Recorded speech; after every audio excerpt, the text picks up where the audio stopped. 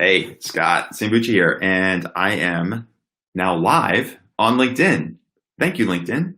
Appreciate you approving the application. I'm excited to be here and also streaming this live session as well into Facebook and YouTube as well.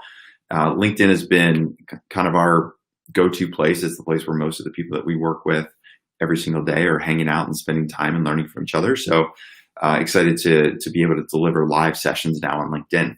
And so, a lot of times, going into these live sessions, I've done lots of webinars, I've done Facebook Lives, I've done lots of videos that many of you might have seen here on LinkedIn. I don't always have a prescription, or I don't always have a plan. And certainly when it comes to doing these kinds of live videos, the question might be like, what are you going to talk about first? And the way I was thinking about this is really, I think the way I thought I'd start this is giving just a little bit of insight and some perspective around a question I get all the time, which is around my experience as the first head of sales at Blend. So those of you who follow headlines and look at unicorn status startups and those sorts of things, if you've seen some of the headlines of the last day, Blend, which is a lending platform selling into some of the largest banks in the world, is just got another round of funding, a Series F round, $75 million from Canopy Ventures. And that funding round is now elevated Blend to official unicorn status. So it's now a $1.7 billion valuation company. That's a lot of zeros.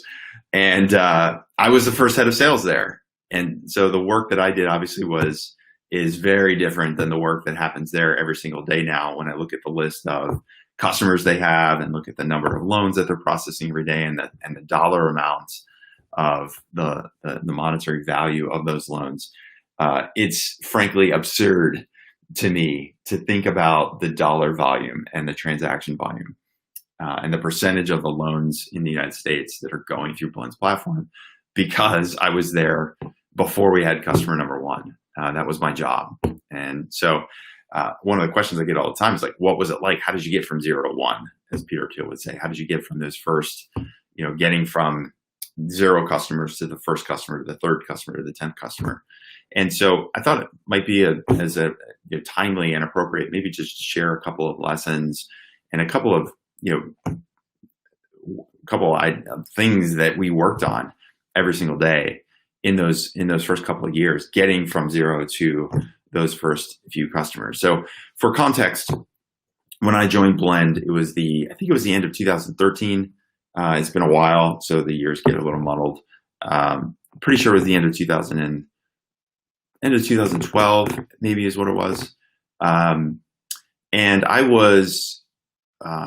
walked into Blend initially as a consultant. So I'd known Nima Gamsari and Roscoe Hill, or two of the co-founders, since their time at Palantir. So they were at Palantir, and I sold them data that they used to help with fixing a lot of the mortgage portfolios that were completely blown to smithereens after the housing market crash. And so that's where they cut their teeth in the mortgage market. That's how I got to know them. And over the years, we stayed in touch. And once I saw that Nima had started Blend, I sort of kind of followed it a little bit. They were mostly in stealth mode. And I just had sent him a LinkedIn message one day and just said, hey, it's saw that you moved from Palantir. Congrats on the work so far.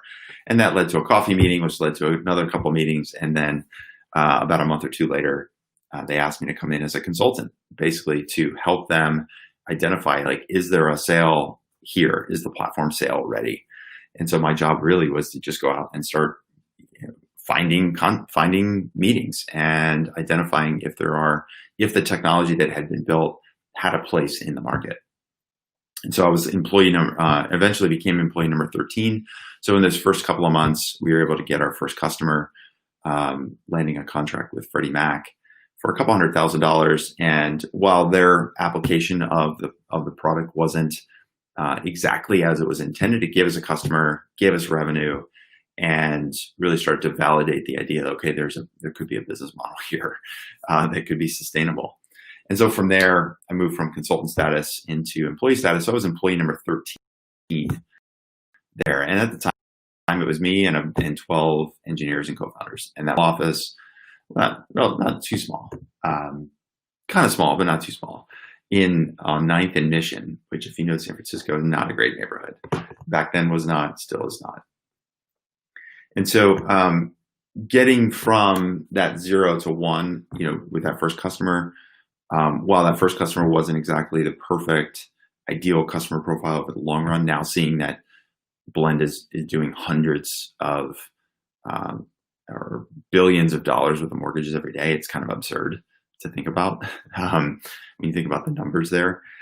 And so the question I get a lot of times is like, so how did you get those first customers? What was it like to get those first few lenders? And so I just wrote down a couple of notes here on a Post-it note.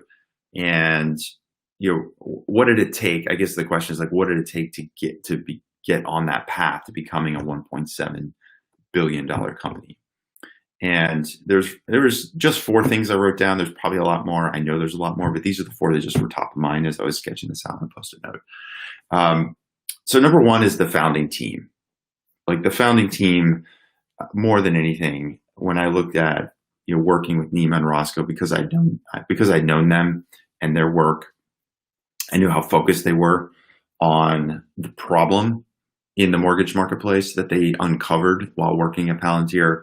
I got to know Eugene Marinelli once I started working there at Blend, and also Aaron Collard, who was the CFO at the time, and up until pretty recently. Knowing them and knowing how much they cared about solving this problem. Like whenever I talk to Nima about this, and it's still the case today, and you can see this in his interviews that he does on CNBC.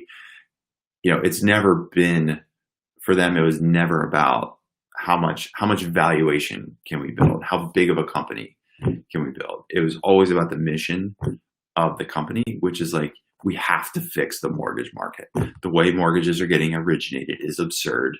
It's wrong. It's not a great customer experience. There's not good data flow all the way through the system, and the lack of data flow is what led to the housing crash in the first place. So if we're going to prevent a housing crash from happening again, we got to fix the mortgage origination system and the entire mortgage process. And so had always been the message from day one for them, and that focus and that concentration, and never worrying about how long. Like, never once did I, when I talked to Nima in 2012 or 2013, when we were doing our first big implementations, never once did we sit around the table and say, gosh, in 7 years, I hope we get an exit. Or never once was the question about, how big of a valuation can we get, or when can we get the next funding round so that we can pump up the valuation even more. Those are never conversations that we had. Everything that we did was always about, what's the problem we can solve? Who are the customers we're helping out with right now? What do we need to do to get to the next phase of growth? And that was it. So the number one biggest factor in those early stages is having that founder team that was just so mission driven and so focused on the vision of where they wanted to take not just the company, but really just lead the whole marketplace, which is what they're doing now. That was like factor number 1 that gets you from 0 to 1. Right? You can't be doing it for the money. You can't be doing it for the valuation. You can't be doing it because you like talking to VCs and hope to get the next round of capital from whatever VC is the hot one today. Right? Number 2, the number 2 factor, and there's 4 that I want to talk about here. So number 1 is the founders. Number 2 is the number 2 factor is do the work. Do the work. And what I mean by that, and I see this every day when we coach, startups, and I talk to literally hundreds of company founders every year. When it comes down to like getting liftoff, getting those first 10 customers, and even going from 10 to, getting off the ground and getting to the first $1 million in revenue, you got to do the work. And what I mean by do the work is be willing to do anything and everything it takes to make sure that those first customers are successful. And even before you get them as customers, be willing to do anything and everything possible to get the meetings and to have the conversations and to get consensus at those early customers. I remember getting some introductions from some investors to some executives over at banks or working through my network of people that I had talked with over the years in the mortgage market pre-blend. And, there were days, like whole mornings or afternoons, where I'd be sitting at my desk typing up emails and LinkedIn messages to people, trying to set up meetings at conferences. And, I left, like, to come work at Blend for additional context. I had been working at CoreLogic. I spent some time in startups, took a break. And then after I took a break, got back into working in the startup world. And with that break that I took was working at CoreLogic, which is a publicly traded company. And at CoreLogic, like, I had a pretty cushy executive job. Like, I didn't do a whole lot of work. Basically sat on conference calls, did some client travel, worked with reps out in the field, did lots of conference work, going to meet with different executives, working with an internal team to deliver on solutions, those sorts of things. But, like, end of the day, I did very little work and was making executive level salary. So, with base and bonus, like, I was well into the approaching 400K per year. And like, my life as a salesperson was sort of like behind me. So I thought, I wasn't doing cold calling or wasn't doing prospecting. I wasn't setting meetings. I would have a sales rep, an account executive that's covering Wells Fargo, or was covering US Bank, or was covering Regions Bank, or whatever big institution it was out there. They would call me up and say, "Hey, I'm going to, going to Chicago. I'm going to Tuscaloosa. I'm going to Jacksonville, wherever the big bank was. Could you come travel with me for the day? Because I want to set up a list of meetings. I want to get your expertise to have them talk to these executives at these banks so we can, like, sell some of these solutions."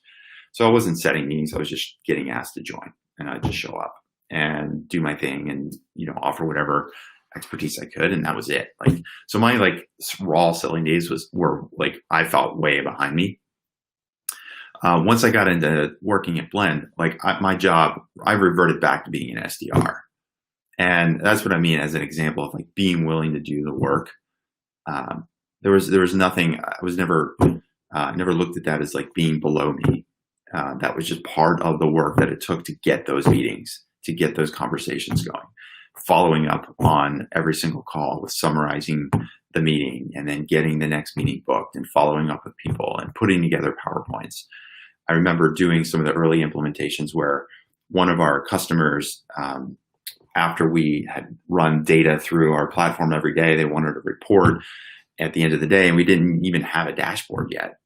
I remember the executive asking me, like, "Hey, when can I log in to see the dashboard?" And I said, "Let me check with the VP of engineering." I went over to Justin. I'm like, "Hey, when can Jason see the dashboard?" And I remember Justin saying, "What dashboard?" So, like, we had sold this workflow software, we implemented it. I was thinking there was this dashboard feature that was going to be available, and it just wasn't there. It didn't exist. So what that meant is, at the end of the day, Justin had to export data out of our database, give me a CSV file. I put that CSV file into a spreadsheet. And then the data from the spreadsheet additionally had to be put into a PowerPoint presentation that another executive at the company was using on a weekly update meeting on a portfolio he was managing. And guess who did all that work? I did, and we did as a team. Sitting in a hotel room at 2:00 in the morning doing QA testing before rolling out a new workflow release. Town Place Suites. I still can remember the eggs and the horrible coffee. Like, that's what I mean by do the work. So people say, like, "Oh, how do I scale my startup?" You don't scale your startup. When you're a startup, you do the work and you worry about getting those next customers, and then you scale up, and then you worry about scaling much, much later. Like, even before you scale up, you have to ramp up sales, and that's a whole nother conversation. So that's premise number 2, is just, like, do the work. And that went for everybody on the team. Guys like Justin, I mentioned, the VP of engineering. We had Pranay, who was our VP of product. I remember another meeting that we had in the lobby of a hotel before going to do a presentation. The 4 of us sitting around one of those small tables with the laptops open, trying to figure out what slides to build for this presentation, what data should go into, what should the graphic be, and how should we present the platform, and lots of those conversations. And everybody, all hands on deck. We had one of the engineers, Devin Yang, for the first implementation that we did of workflow down in Dallas, and he was I was finding bugs, and he was fixing them that day. He's sitting in the cubicle, pushing code throughout the course of the day, and it was just like a mindset across the whole company that people would do the work. We had account managers, a guy named Yen, and another one named Ram, another guy named Charles, and I'll get to them in just a moment. All willing to travel anywhere, anytime to go work with customers on implementations and stay in hotels in places like Southern New Jersey, South Jersey, and Jacksonville, and all of these other places. So just being willing to do the work was number 2. Number 3 is team. So I mentioned Yen and Ram and Charles. Those were some of the first people we brought on board. I brought on board for our team, and our sales team wasn't even a sales team. I called it a customer success team, because everything, which leads me to number 4, it's all about implementation. We'll get to that in a moment. Hiring that team and hiring people that were really smart and really focused on that mission. And it started with Nima and Roscoe and Eugene saying, we want to fix this problem. That, is what got me excited, because I went from making $300,000-400K a year to $100,000 base salary and commuting 2.5 hours each way via train from Davis to San Francisco. Like literally spend 5 hours commuting 3 to 4 days a week, right, to go work at this company to make a third or less of what I was making as an executive at CoreLogic, right? So having those mission-driven people, people like me, then that also transferred to finding people like Charles and Yen and Ram and Zan and Nicholas and other people that Curtis is another guy who was an early sales engineer. Like all of these guys. Yen was working at Bridgewater Associates, biggest hedge fund in the world. Ram was on the trading desk at Bain. Charles was a consultant for PwC. I mean, these guys were making good money and had very happy lives. And all of them left those jobs, moved to San Francisco, and took significant pay cuts because they wanted to be part of the mission. And if you're sitting there wondering, like, how do I hire some great salesperson that's going to give me a Rolodex of customers? It's not about that. It's about finding that team of people that come hell or high water, they're going to make it work. I remember Yen, one day we did a presentation on, I think it was on Monday, down in Dallas for a president of a really large company. And Yen, the day before was the Super Bowl. I think actually the presentation was on Tuesday. We traveled on Monday. Sunday was the Super Bowl. And Yen spent all day on Super Bowl Sunday working on this presentation that we were going to do. Like that was his day. Super Bowl Sunday, everybody else in the world is out enjoying the Super Bowl and the party, and he's working on this presentation. Like you can't pay for that. You just got to find those people. So that's number 3 is team. And number 4 is implementation. Everything is about the implementation, those early days, making sure the customers have what they want. What do customers need? What adjustments do you need to make based on what they need? And also, on the flip side, and this is where a lot of times, Pranay, who was a VP of product, head of product at the time, he and I would often butt heads about things. And I think that's a relatively common phenomenon when you have a head of product and a head of sales in an early stage company. Head of sales, like I'm very customer driven, want to sell a product. I want to make sure customers get what they want. And the head of product, their job is to make sure that the product roadmap is following to execute on the mission vision of the company. And it's easy to get steered in the wrong direction from your current customers. Oh, I need this thing or I need that thing. There's the old adage, if you ask people what they wanted 100 years ago, they'd say faster horses, right? But instead we need to build the automobile. And so it's, when you're thinking about those implementations, making sure that everything you're doing is, one, what is best, like number one, what is best for the customer? What kind of service do you have to provide? What kind of 2 a.m. QA testing do you have to do? What kind of documentation do you have to do? If it means taking data out and creating that spreadsheet for them. And then also being rigid. What's best for the customer may not be, oh, we need the ability to download CSV files. Because what are you going to do with the CSV files? Put them into a spreadsheet? We're trying to get away from spreadsheets in the first place. That's why we built the system, right? So doing what's best for the customer. And that's that balance between product roadmap and customer needs that's so important. On implementation, our first workflow implementation at NationStar was a good 6 months before we got to the next one down the road. And we didn't worry about customer 2 or 3 or 4 on the workflow. Everything was all hands on deck. We had teams of people flying to and from Dallas every single week for months, including engineers and product people and customer people and founders, working up and down the organization to make sure that first implementation went well and the customer's happy. And if you're just worried about building the product and then releasing it and hoping that the customers use it the right way, you're just not going to get out of that startup phase. So number 4 is just implementation focused. So those are the 4. Those are my 4 things in my Post-it note.